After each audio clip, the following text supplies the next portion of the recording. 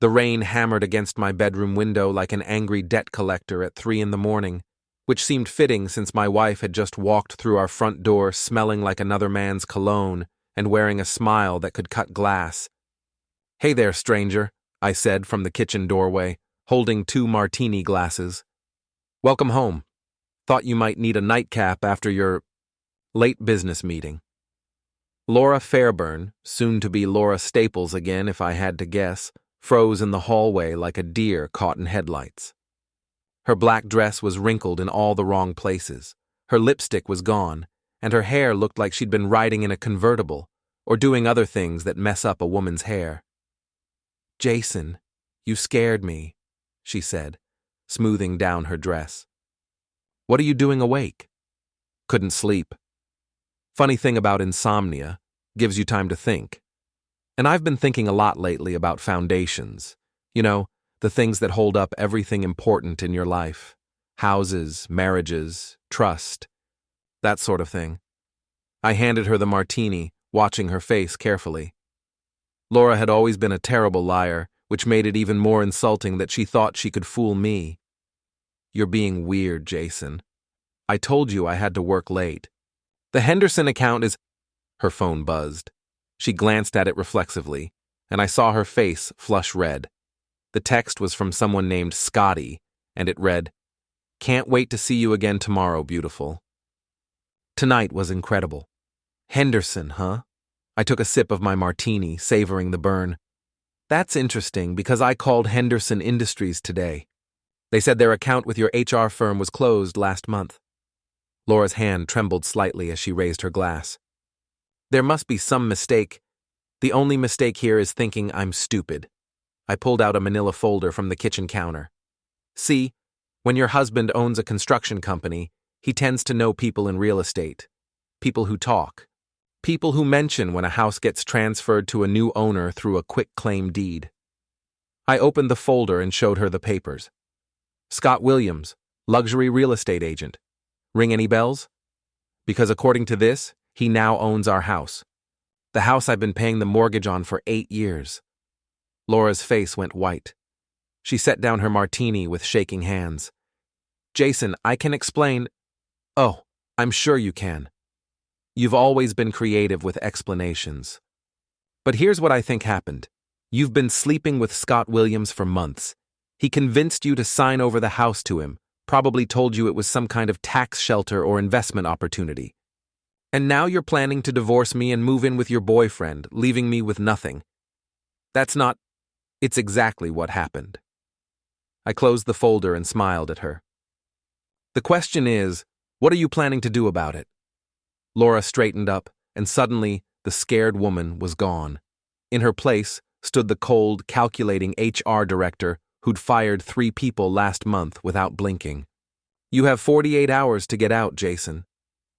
Scott owns this house now, and he doesn't want you here." 48 hours? I laughed, a sound with no humor in it. "That's generous. Most landlords give 30 days notice. You're not a tenant. You're trespassing." "Actually, I'm a lot of things. I'm a husband who trusted his wife. I'm a father whose kids are about to learn their mother is a cheater. I'm a business owner who knows how to read property deeds." I leaned against the kitchen counter, casual as Sunday morning. "But most importantly, I'm the guy who owns the land under this house." Laura blinked. "What?" "The land lease, sweetheart. When we bought this place, the lot was on a 99-year lease from the city. The leaseholder has certain rights that supersede property ownership. Rights that transfer to the spouse in case of divorce proceedings." I raised my martini in a mock toast. "Congratulations on your new house. I hope you and Scott enjoy your new foundation." For the first time in months, Laura was speechless. "Sweet dreams, honey," I said, heading toward the basement stairs. "I'll be sleeping in my workshop tonight. Got a lot of planning to do." As I walked away, I heard her whisper, "What are you going to do?" I paused at the top of the stairs and looked back at her. She was standing in our kitchen, Scott's kitchen now, looking lost and afraid. For a split second, I almost felt sorry for her. Then I remembered the text message, the lies, the way she'd just threatened to throw me out of my own home. I'm going to build something, Laura. Something that'll last a lot longer than your relationship with Scott Williams. The basement door closed behind me with a satisfying click, and I smiled in the darkness. Laura thought she'd won by taking the house. But she'd forgotten something important about construction work. Before you can build anything that lasts, you need to make sure you've got solid ground to build on. And I owned the ground.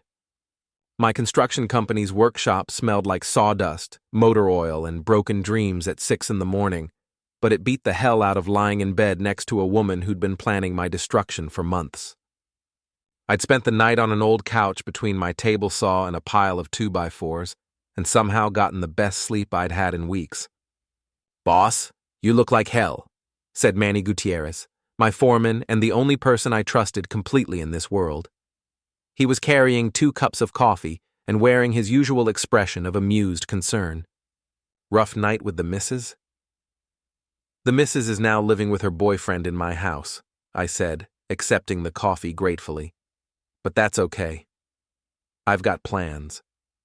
Manny sat down on a saw bench and studied my face. We'd worked together for 5 years, ever since I'd started Fairburn Construction, and he could read me like a blueprint. "What kind of plans?" "The legal kind or the kind that gets us both arrested?" "The smart kind." I pulled out the manila folder and spread the papers across my workbench. "Tell me what you see." Manny looked over the property documents, his weathered face scrunching in concentration. He'd been in construction for 20 years before joining my crew, and he knew real estate law better than most lawyers. "Your wife signed over the house to this Scott guy," he said after a few minutes. "Quick claim deed, looks legitimate, but..." He pointed to a section of fine print. "This is interesting. The deed transfers ownership of the structure, but it doesn't mention the land lease." Exactly. Scott Williams now owns a house that's sitting on land he can't legally access without my permission. Manny grinned, showing the gap between his front teeth that made him look like a mischievous kid. "Boss, you're diabolical. I like it. What's the first move?" Before I could answer, my phone rang. The caller ID showed my lawyer's office. "Jason, it's Attorney Green," came the dry voice of the man who'd handled my business contracts for 3 years.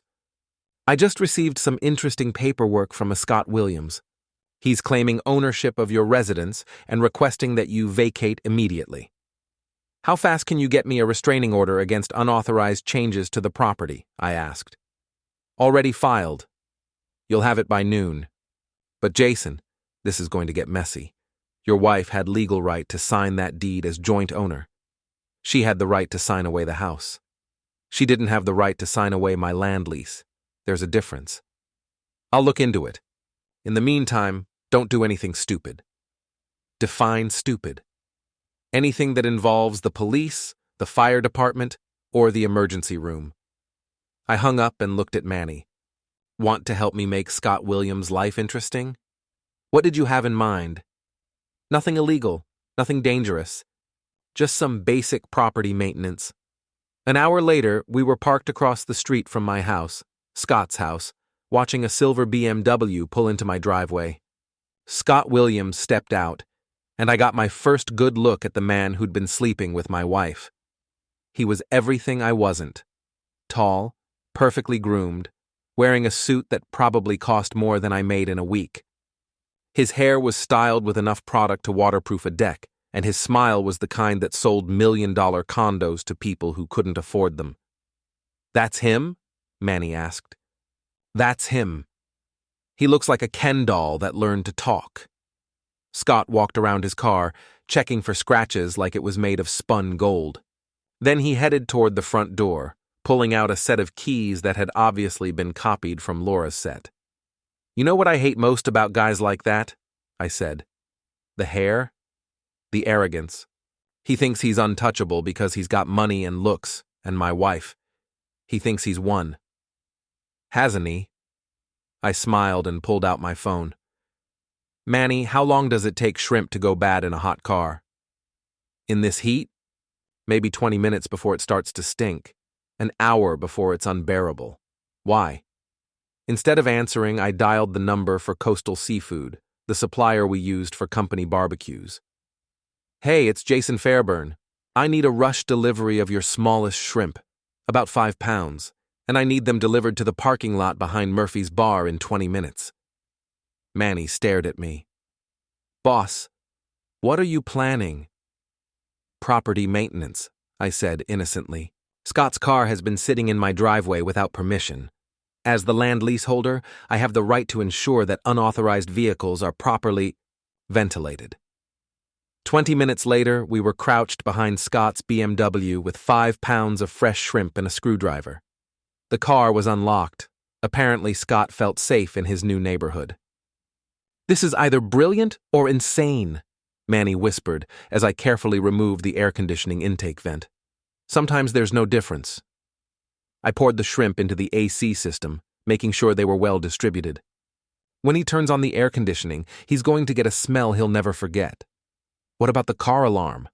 What about it? We're not damaging anything. We're just adding a fragrance. I replaced the vent cover and we retreated to my truck. As we drove away, I pulled out a piece of construction chalk and wrote, "Enjoy the ride," on Scott's windshield. Now what? Manny asked. Now we wait, and we plan. Because Scott Williams is about to learn something important about messing with construction workers. Which is, we know how to build things, and we know how to tear them down. My phone buzzed with a text from Diana Mays, a woman I'd met at the cycling club Laura had forced me to join 6 months ago. Diana was a single mom, a nurse at the local hospital, and one of the few genuinely decent people I'd met in years. Hey stranger, the text read. Heard through the grapevine that you and Laura are having problems. Want to grab coffee and talk? I showed the text to Manny. Think I should? Boss, when's the last time someone offered to listen to your problems without wanting something in return? He had a point. I texted back. Coffee sounds great. Meet you at Murphy's in an hour? It's a date, she replied, followed by a smiley face emoji. Maybe this day was looking up after all. Murphy's Bar looked like every working-class dive in America. Neon beer signs, scratched wooden tables, and the kind of atmosphere that said, leave your problems at the door or drown them in whiskey. Diana was already there when I arrived, sitting in a corner booth with 2 cups of coffee and a sympathetic smile. You look terrible, she said as I sat down. Thanks. That's exactly what every man wants to hear. I mean it in a good way. Like you've been through hell, but you're still standing. Diana pushed one of the coffee cups toward me. So, want to tell me what happened? Or should I just believe the rumors? What are the rumors? That Laura left you for some rich real estate guy, took the house, and you're living in your truck. I laughed, surprising myself. 2 out of 3. I'm living in my workshop, not my truck. Though, at this point, there's not much difference. Diana studied my face with the kind of professional attention that comes from years of working in emergency rooms. How are you holding up? Really? Honestly? I'm furious, not just because she cheated, but because of how she did it. The lying, the manipulation, the way she made me feel crazy for suspecting something was wrong. I took a sip of coffee. But I'm also relieved. You know what the worst part of a bad marriage is? It's not the fighting or the cheating. It's the pretending that everything's fine when you both know it's not. So what are you going to do? Before I could answer, my phone rang. The caller ID showed Laura's number. Excuse me, I said to Diana, then answered. Hello, Laura. Jason, what did you do to Scott's car? Her voice was tight with anger. I don't know what you mean. His BMW smells like a fish market. He can't even drive it. That's terrible. Maybe he should take it to a mechanic or a seafood restaurant. This isn't funny, Jason. Scott is furious. He's talking about calling the police. And tell them what? That his car smells bad? I'm sure they'll make it a high priority. You can't keep doing things like this. It's harassment. Laura, I haven't harassed anyone. I haven't even been to the house since you threw me out. If Scott's car smells, maybe he should check where he's been parking it. I could hear Scott's voice in the background, angry and demanding. Then Laura came back on the line. He wants to talk to you. Put him on. There was a pause, then a smooth, confident voice said, Jason? This is Scott Williams. I think we need to have a conversation. I'm listening. Look, I understand you're upset about the situation with Laura, but taking it out on my property isn't going to solve anything. Why don't we meet somewhere and talk this through like adults? What did you have in mind? My office, downtown in the Meridian building, top floor. We can discuss this civilly. I looked at Diana, who was watching me with concern. Sure, Scott. I'll be there in an hour. Good. And Jason? Come alone. The line went dead. Diana leaned forward. That didn't sound good. Scott Williams wants to meet, probably to threaten me or buy me off. Are you going? Absolutely. But first I need to make a phone call. I dialed Manny's number. Hey, remember what you said about nothing illegal? Yeah? How do you feel about bending that rule just a little? An hour later, I was standing in the elevator of the Meridian building, rising toward Scott Williams' penthouse office. The building was all glass and steel, the kind of place that screamed money and power. Scott's office was on the 40th floor, with a view of the entire city. He was waiting for me behind a desk the size of a small aircraft carrier, wearing a different suit, but the same arrogant smile. The office smelled faintly of expensive cologne and leather, with just a hint of something fishy. Jason, thanks for coming. Please have a seat. I remained standing. Nice view. Must be expensive. It is. But success requires investment. He gestured around the office. This is what Laura deserves. This is what I can give her that you can't. Security cameras? Scott blinked. What? I was wondering if this building has security cameras in the parking garage. You know, in case someone's car gets vandalized. His smile faltered slightly. Jason, let's cut to the chase. Laura and I are together now. She's happy, I'm happy, and there's nothing you can do to change that. But I'm willing to make this easy for you. He opened a desk drawer and pulled out a check. $50,000. More than enough to get you back on your feet. All you have to do is sign a document agreeing to stay away from Laura and the house. I looked at the check. It was real, made out to me, signed with a flourish.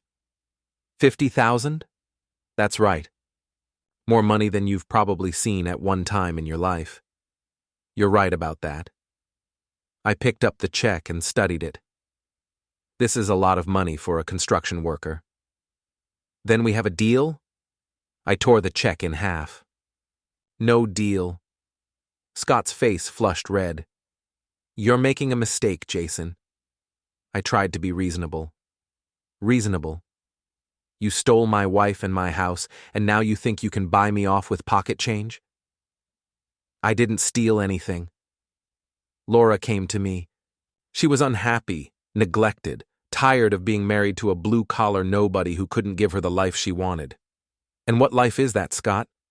Living in a penthouse with a man who thinks everything can be bought?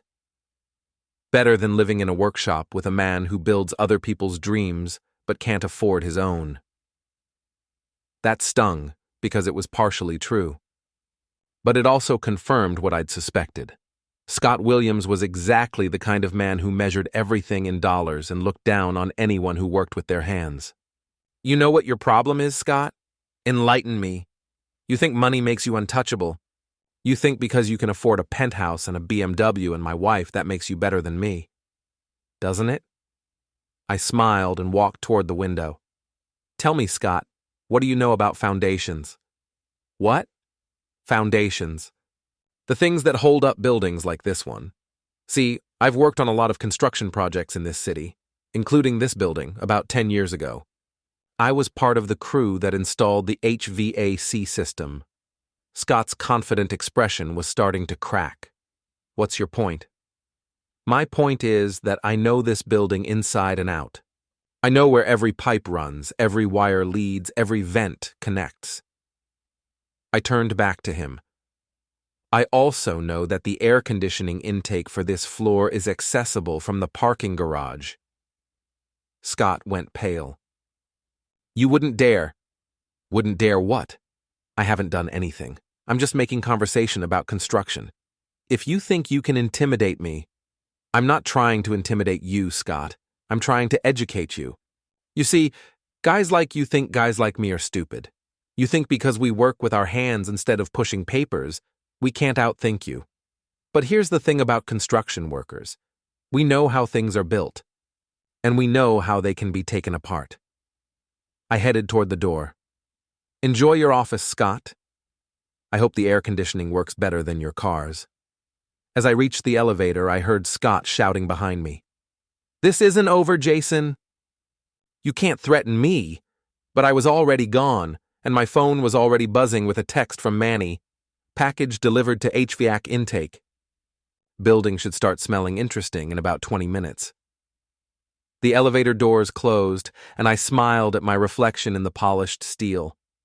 Scott Williams wanted to play games with someone he thought was beneath him. He was about to learn that the biggest mistake you can make in any fight is underestimating your opponent. The 4th of July block party had been Laura's idea 3 years ago, back when we were still pretending to be a happy couple. She'd convinced the neighbors that a street celebration would build community spirit and increase property values. What it really did was give her a stage to show off and gossip about everyone else's business. This year, I wasn't invited. But that didn't mean I wasn't going. This is a bad idea, Diana said, as we walked down Maple Street toward the sound of music and laughter. She'd agreed to be my date after I'd explained the situation, though she'd made me promise not to start any fights. It's a public street, I replied, adjusting the baseball cap that was supposed to make me less recognizable. I have every right to be here. That's not what I'm worried about. The block party was in full swing. Red, white, and blue decorations hung from every tree and lamppost. Neighbors I'd known for 8 years were manning grills, serving drinks, and pretending they hadn't been gossiping about my marriage for months. Kids ran around with sparklers while their parents drank beer and talked about property taxes. And there, in the center of it all, were Laura and Scott. Laura was wearing a white sundress that I'd never seen before, probably bought with Scott's money. She was laughing at something he'd said, her hand on his arm in a gesture that was meant to look casual but felt calculated. Scott was holding court with a group of neighbors, telling some story that involved a lot of hand gestures and confident smiles. They look happy, Diana observed. They look like they're performing. Mrs. Larrabee, the elderly woman who lived next door and knew everyone's business, spotted me first. She made a beeline for us, her eyes bright with curiosity and mischief. Jason Fairburn, as I live and breathe, she said loudly enough for half the party to hear. I wondered if you'd show up. Hello, Mrs. Larrabee. Nice party. It certainly is. Though I have to say, things have been interesting in the neighborhood lately. New cars coming and going at all hours, moving trucks, strange smells. She glanced meaningfully toward Scott's BMW, which was parked at the curb with all its windows down. Strange smells? Oh yes. Poor Scott's been having terrible trouble with his car. Can't seem to get rid of some awful fishy odor. He's taken it to 3 different mechanics. I tried to look sympathetic. That's unfortunate.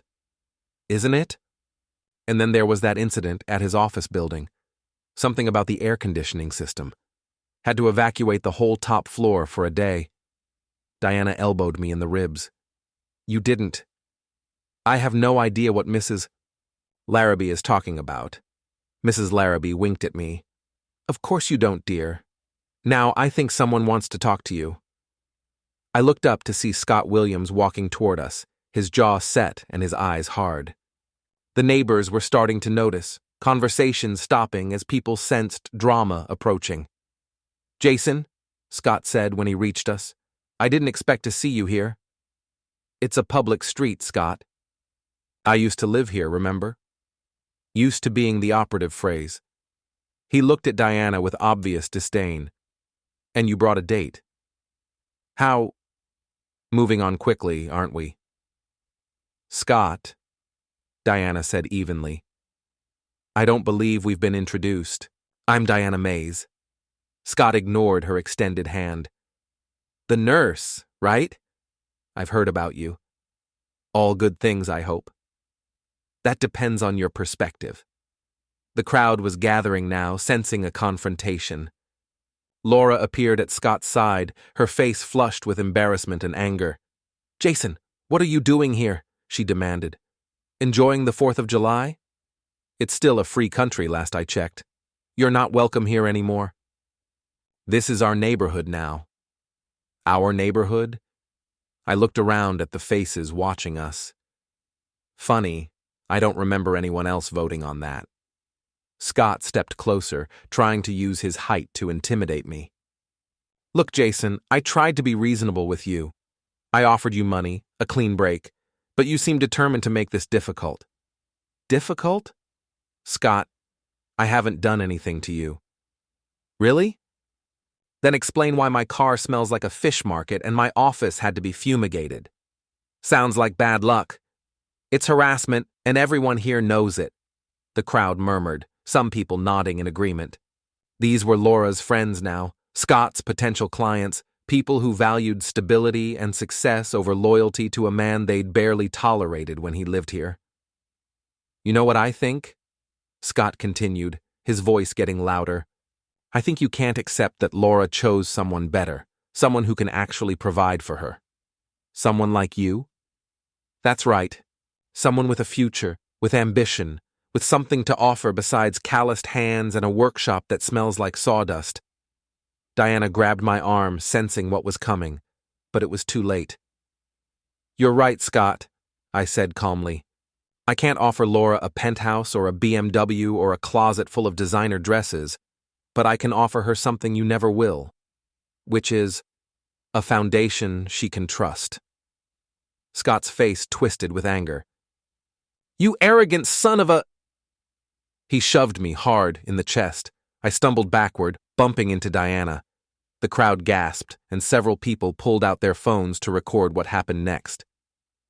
Scott, don't, Laura said, but he wasn't listening.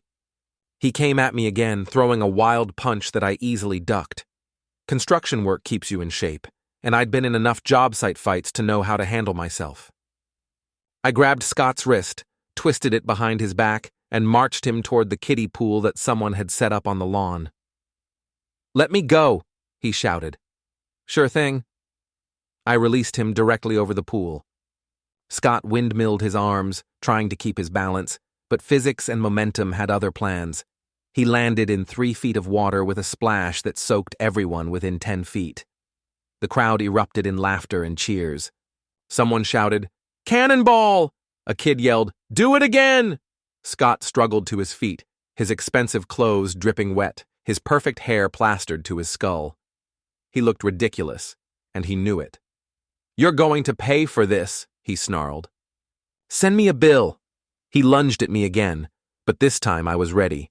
I sidestepped, grabbed him by the belt, and guided him toward the barbecue grill, where hamburgers and hot dogs were cooking.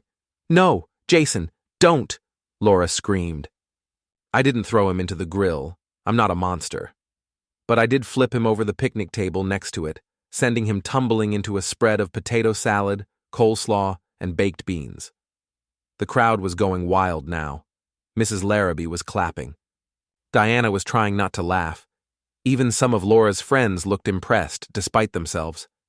Scott emerged from the food table looking like he'd been attacked by a deli. Potato salad dripped from his hair, coleslaw clung to his shirt, and baked beans were sliding down his face. That's assault, he shouted. I'm calling the police. Go ahead, I said.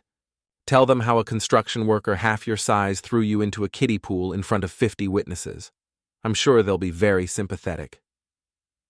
Laura was crying now, humiliated by the spectacle her boyfriend had made of himself. How could you do this? She sobbed. Do what, Laura? Defend myself when your boyfriend attacked me? You provoked him. I provoked him by existing. by showing up to a public event in the neighborhood where I lived for 8 years, by refusing to disappear just because it would be convenient for you. I looked around at the crowd, at the neighbors who'd watched Scott try to intimidate me and then make a fool of himself. You all know me, I said. I fixed your porches, built your decks, helped you move furniture. I've been a good neighbor for 8 years, and this is how you repay me? By taking sides with someone you've known for 2 months? The crowd shifted uncomfortably. A few people had the grace to look ashamed. But that's okay, I continued, because I've learned something important today. I've learned that foundations matter, in houses, in relationships, in communities. And when the foundation is rotten, everything built on top of it eventually collapses. I took Diana's hand and started walking away. Behind us, I could hear Scott demanding that someone call the police, Laura crying, and Mrs. Larrabee telling everyone what a lovely show it had been. That was either the stupidest or the bravest thing I've ever seen, Diana said as we reached my truck. Probably both. Are you okay? I looked back at the block party, at Laura comforting her humiliated boyfriend, at the neighbors already gossiping about what they'd just witnessed. You know what? I think I am. But as we drove away, I could already hear sirens in the distance.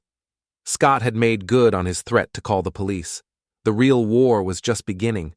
The jail cell smelled like disinfectant and despair, but at least it was quiet. After 6 hours of processing, questioning, and waiting, I was finally alone with my thoughts.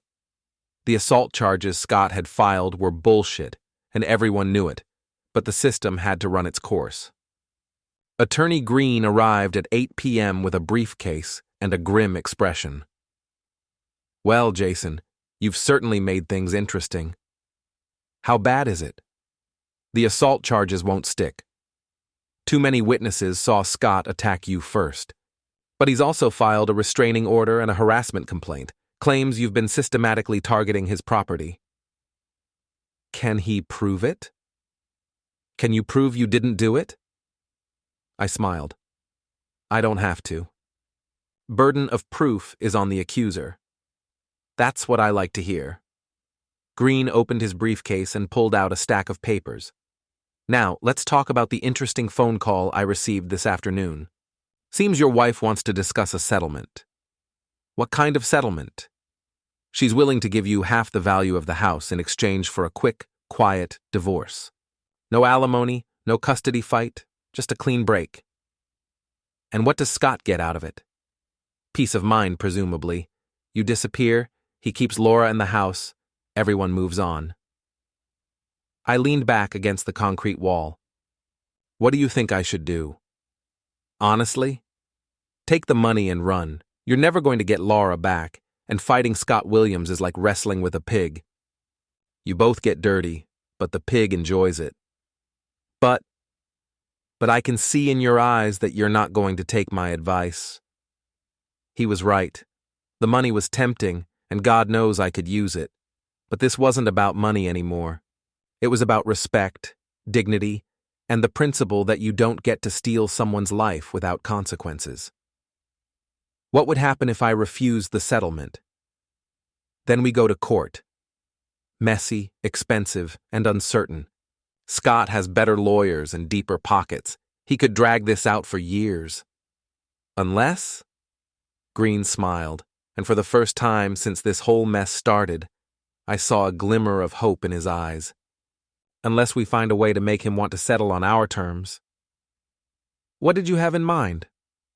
Well, I've been doing some research on Mr. Williams. Very interesting financial history. Did you know he's been married 3 times? And that each divorce involved accusations of financial impropriety? No, I didn't. His second wife claimed he hid assets during their divorce proceedings. His third wife accused him of forging her signature on loan documents. Both cases were settled out of court with non-disclosure agreements. I sat up straighter. Are you saying Scott has a history of financial fraud? I'm saying he has a history of cutting corners and bending rules when it comes to money. And men who bend rules in their personal lives often bend rules in their professional lives too. What do you need me to do? Nothing illegal. Nothing that could be traced back to you. But if certain information about Scott's business practices were to become public knowledge. He left the sentence hanging, but I understood. Scott Williams had built his success on a foundation of shortcuts and shady deals. All we had to do was find the cracks and apply pressure. How long do you think it would take? With the right motivation? Maybe a week. Do it. Green packed up his papers. I'll have you out of here within the hour. And Jason? Stay away from Scott and Laura until this is over. Let me handle things from here. But as I sat in that cell waiting for my release, I was already planning my next move. Green could handle the legal side, but this was personal now. Scott Williams had humiliated me in front of my neighbors, stolen my wife, and tried to have me arrested. He wanted a war. He was about to get one. The next morning, I was back in my workshop, drinking coffee and studying city records on my laptop. If Scott thought he could bury me in legal paperwork, he was about to learn that construction workers know how to dig. Manny arrived at 7 with donuts and a grin. Boss, you're famous. The video of you throwing Scott in the kiddie pool has been viewed 10,000 times on social media. Great. Just what I need. Are you kidding? You're a folk hero. Half the comments are from people saying they wish they could do the same thing to their ex-wives' boyfriends. My phone rang. The caller ID showed Diana's number. How are you holding up? She asked. I've been better. How's the gossip mill treating me? Mixed reviews. Some people think you're a dangerous lunatic. Others think you're a romantic hero fighting for your woman. And what do you think? I think you're a man who's been pushed too far and is finally pushing back. Just be careful, okay? Scott Williams isn't going to take this lying down. She was right, of course.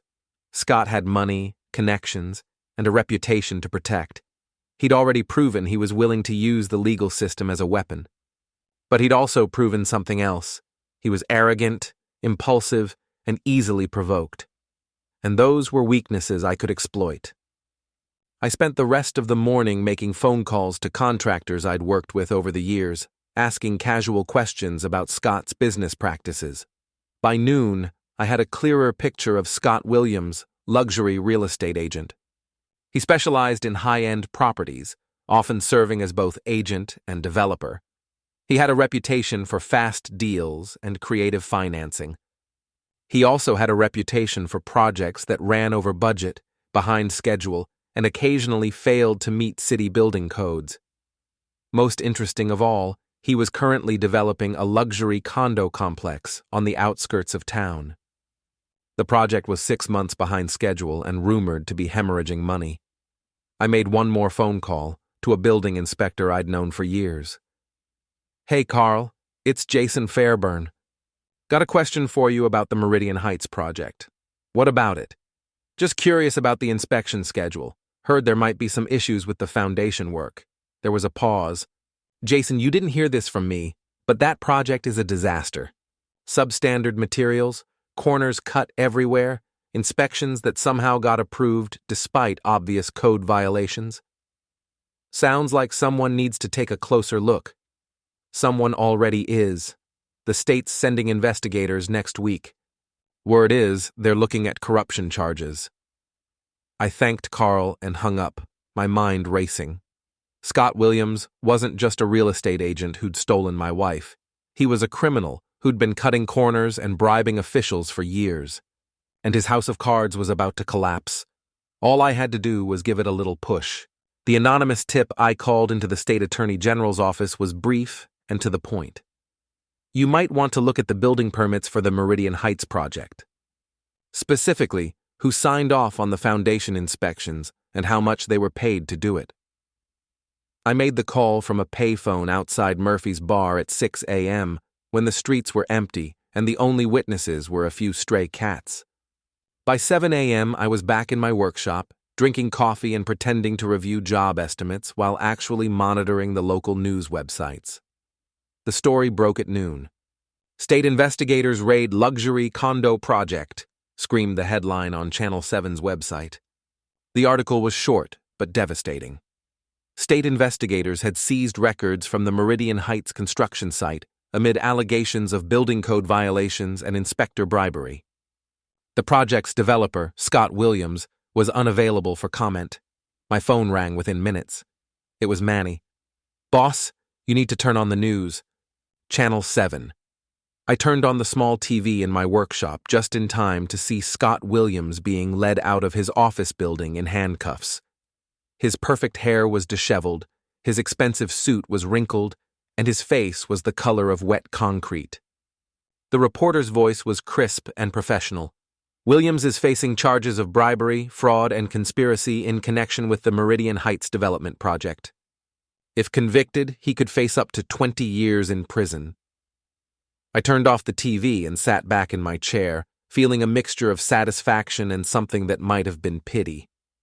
Scott Williams had built his life on lies and shortcuts, and now it was all crashing down. But I wasn't done yet. My phone rang again. This time it was Laura. "Jason, we need to talk." "I'm listening." "Not over the phone. Can you meet me somewhere?" "Where?" "The house. Our house. I'll be there in an hour." The line went dead. I stared at the phone, wondering what Laura could possibly want to discuss. Then I realized, with Scott facing prison time, she was probably looking for a way out of the mess she'd created. I arrived at the house, my house, Scott's house, whatever it was now, to find Laura sitting on the front porch steps. She looked smaller than I remembered, fragile and lost. Her designer clothes were gone, replaced by jeans and a simple blouse. Her hair was pulled back in a ponytail, and she wasn't wearing makeup. "Hello, Jason." "Laura, I suppose you've seen the news." "Hard to miss." She laughed, but there was no humor in it. "Scott's lawyer says the charges are serious. He could go to prison for a long time." "That's what happens when you break the law." "Did you know?" "About the building code violations, the bribes."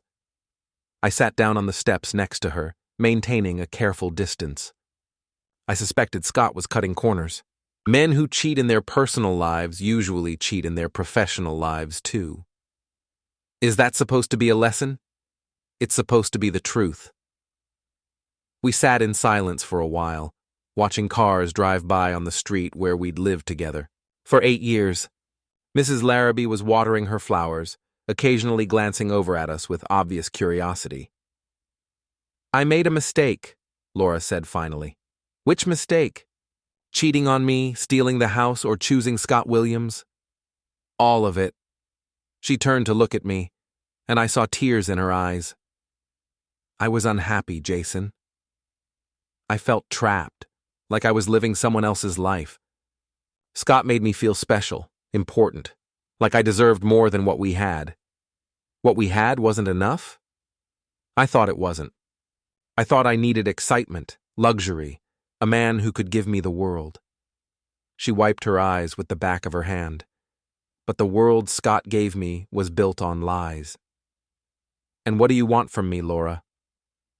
"Forgiveness? A second chance? The house back? I want to make things right." "How?" She pulled a manila envelope from her purse. "I'm signing the house back over to you. No conditions, no strings attached. It's yours." I took the envelope and looked at the papers inside. It was a quit-claim deed, transferring ownership of the house from Scott Williams to me. Laura had already signed it. Why? Because it was never Scott's to begin with. Because I had no right to give it to him. Because... She paused, struggling with the words. "Because you deserved better than what I did to you. This doesn't change anything between us, Laura. We're still getting divorced. I know. I'm not asking for forgiveness or reconciliation. I'm just trying to do one decent thing after months of being a terrible person." I folded the papers and put them back in the envelope. "What will you do now?" "I don't know. Find an apartment, I guess. Start over. Figure out who I am when I'm not trying to be someone else." "And Scott?" "Scott is on his own. I'm not going to stand by another man who's built his life on lies. A car pulled into the driveway. It was Diana, arriving for a dinner date we'd planned earlier. She got out of her car and walked over to us, her expression carefully neutral. "I'm sorry," she said. "I didn't realize you two were talking." "I can come back later." "No, it's okay," Laura said, standing up. "I was just leaving." She looked at Diana with something that might have been curiosity or regret. "Take care of him. He's a good man, even when he's being vindictive." "I wasn't being vindictive," I protested. "I was being thorough." Laura almost smiled. "Same thing in your case." She walked to her car, a modest sedan that was a far cry from Scott's BMW. As she drove away, Diana sat down next to me on the steps. "How are you feeling?" "Confused. Relieved. Guilty." "Guilty?" "Scott Williams is going to prison because of information I provided to the state investigators." "Scott Williams is going to prison because he committed crimes. You just made sure those crimes came to light." "Is there a difference?" "Yes. One makes you a whistleblower. The other makes you a vigilante." I looked at the house, my house again, and tried to figure out what I was feeling. Victory? Satisfaction? Emptiness? "What happens now?" Diana asked. "Now I figure out how to rebuild my life, starting with this house." "Are you going to live here again?" "I don't know. Too many memories, good and bad." "Maybe that's not such a bad thing." "Maybe memories are just another kind of foundation. You can build on them or tear them down and start fresh." I looked at her, this woman who'd stood by me through the worst period of my life without asking for anything in return. "What would you do?" "Me? I'd probably gut the place and rebuild it from scratch. New floors, new walls, new everything. Keep the good bones, but make it yours instead of yours and Laura's." "That sounds like a lot of work." "The best things usually are." As the sun set behind the houses on Maple Street, I made my decision. I would keep the house, but I would make it mine. New paint, new furniture, new memories. And maybe, if I was very lucky, I wouldn't be making those new memories alone. 6 months later, Scott Williams was sentenced to 15 years in federal prison for fraud, bribery, and conspiracy. Laura moved to another state, started over with a new job and a new life. We finalized our divorce quietly, with no drama and no hard feelings. The house on Maple Street was completely renovated, inside and out. New kitchen, new bathrooms, new hardwood floors. The only thing I kept from the old house was the foundation, because some things, when they're built right the first time, are worth preserving. Diana helped with the renovation, and somewhere between choosing paint colors and installing new fixtures, we fell in love.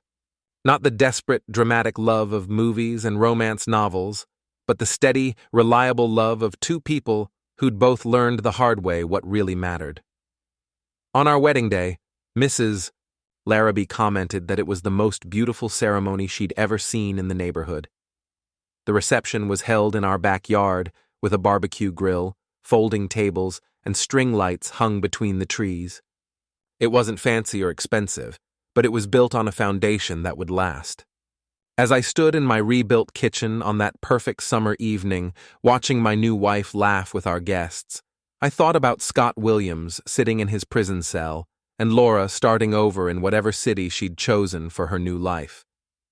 I'd won, but not in the way I'd expected when this whole mess started. I'd won by learning that revenge isn't about destroying your enemies. It's about building something better than what they tried to take from you. And sometimes the best revenge is simply living well,